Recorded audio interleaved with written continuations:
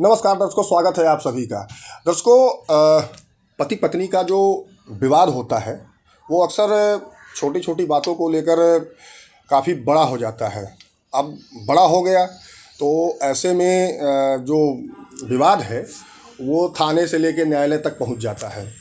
अब मान लीजिए कि कोई विवाह हुआ। अब विवाह जो हिंदू मैरिज एक्ट के हिसाब से जो हिंदुओं का विवाह होता है उसमें कुछ शर्तें भी होती हैं, जो कि हिंदू मैरिज एक्ट 1955 जो है उसमें बताया गया हुआ है। अब मान लीजिए कि उन शर्तों को पूरा नहीं किया जाता है और विवाह हो जाता है। ऐसे में कोई एक पक्ष न्यायालय चला जाता है कि भाई जो कंडीशंस बताई गई है हिंदू मैरिज एक्ट में, उस कंडीशंस के हिसाब से विवाह नहीं हुआ है। मान लीजिए कि न्यायालय उस चीज़ को कंसिडर कर लेती है, न्यायालय को लगता है कि नहीं भाई जो व्यक्ति ये बात कह रहा है वो सही कह रहा है। ऐसे में वो जो विवाह होता है वो शून्य घोषित कर दिया जाता है। अब मान लीजिए कि कोई विवाह शून्य घोषित कर दिया गया है, तो ऐसी स्थिति में जो महिला है, महिला क्या डोमेस्टिक वायलेंस एक्ट के तहत पति के ऊपर मुकदमा कर सकती है या नहीं कर सकती है, इसी पे आज चर्चा करेंगे और बताएंगे कि हिंदू मैरिज एक्ट में जो विवाह की शर्तें दी गई हैं वो क्या हैं, और अगर उन शर्तों को पूरा नहीं किया गया और कोई विवाह शून्य हो गया तो महिला जो है यानी पत्नी पति के ऊपर घरेलू हिंसा का मुकदमा कर सकती है या नहीं कर सकती है। और दर्शकों, अगर आप चैनल पे हमारे नए हैं तो चैनल को सब्सक्राइब जरूर करें।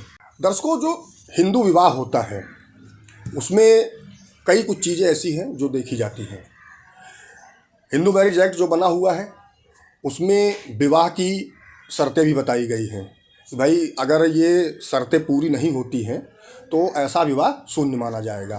अब हिंदू मैरिज एक्ट का जो सेक्शन 5 है, सेक्शन 5 में जो हिंदुओं के विवाह की जो शर्तें बताई गई हैं वो 5 शर्तें बताई गई हैं।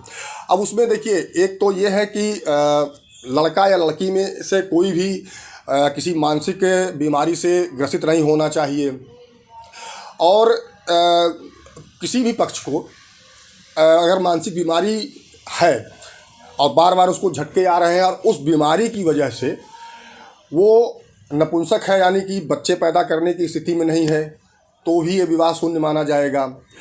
मान लीजिए कि जो लड़का या लड़की, इनकी जो शादी की जो विवाह की उम्र बताई गई है, यानी कि लड़के की जो उम्र है वो 21 वर्ष और लड़की की 18 वर्ष, ये जो उम्र बताई गई है, अगर इस उम्र को इस उम्र के बच्चे नहीं हैं या लड़के लड़की नहीं हैं और विवाह हो जा रहा है तो भी ये विवाह शून्य माना जाएगा।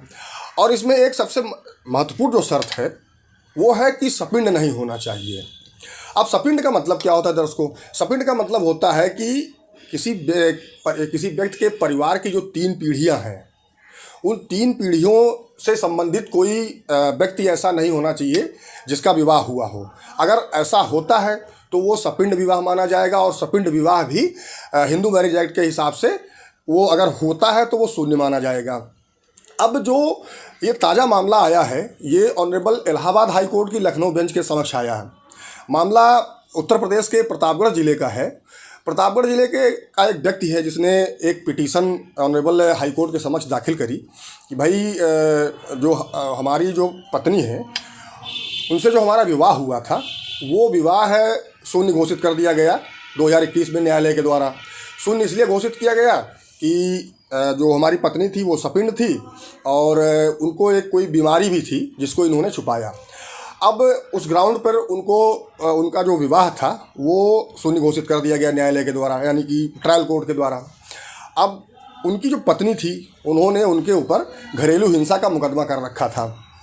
अब वो उस मुकदमे की कार्रवाई को ऑनरेबल हाई कोर्ट में चैलेंज किया और उन्होंने यही चीज़ ये बताई कि भाई सपिंड होने के नाते और इनको बीमारी थी जिसको इन्होंने छुपाया, उस नाते जो हमारा विवाह है वो ट्रायल कोर्ट के द्वारा शून्य घोषित कर दिया गया है। ऐसी स्थिति में जो डोमेस्टिक वायलेंस का मुकदमा चल रहा है वो गलत चल रहा है, उसकी कार्रवाई गलत हुई है। डोमेस्टिक वायलेंस हमारे ऊपर नहीं कर सकती है क्योंकि ये हमारी पत्नी नहीं है, हमारा विवाह शून्य घोषित कर दिया गया है।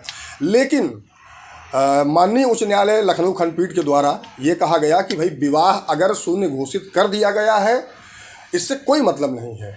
शून्य घोषित होने के बाद भी जो महिला है, जो पत्नी है, वो पति के ऊपर घरेलू हिंसा यानी कि डोमेस्टिक वायलेंस एक्ट के तहत मुकदमा कर सकती है। 12 डोमेस्टिक वायलेंस एक्ट के तहत मुकदमा किया जा सकता है, इसमें कोई रोक टोक नहीं है। और उनकी जो पिटीशन थी वो पिटीशन ऑनरेबल हाई कोर्ट ने खारिज कर दी, ये कहते हुए कि भाई विवाह अगर शून्य घोषित हो जाता है तो भी महिला को ये अधिकार है कि वो घरेलू हिंसा के तहत मुकदमा दाखिल कर सकती है। अब ऐसे बहुत से मामले हमारे देश में आते भी हैं कि भाई लोग इसी चीज़ को चैलेंज करते हैं कि भाई हमारा विवाह शून्य घोषित हो गया है तो ये घरेलू हिंसा या और जो भी जो क्रूअल्टी के मुकदमे हैं ये हमारे ऊपर नहीं चल सकता है।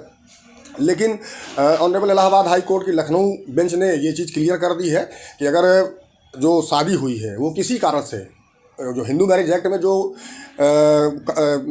शर्तें बताई गई हैं उन शर्तों को अगर मान लीजिए नहीं पूरा किया जाता है या कोई और भी कारण है जिसकी वजह से कोई न्यायालय किसी के विवाह को शून्य घोषित कर देती है, ऐसी स्थिति में पत्नी ने अगर 12 DB एक्ट के तहत यानी कि घरेलू हिंसा से महिलाओं का संरक्षण अधिनियम 2005 जो है उसके तहत अगर पति के ऊपर मुकदमा कर रखा है तो वो मुकदमा वैध माना जाएगा।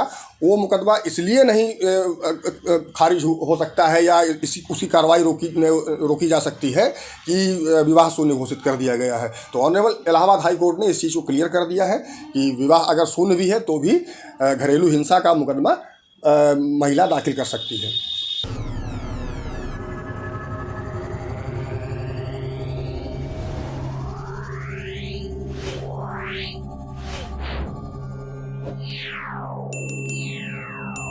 Yeah.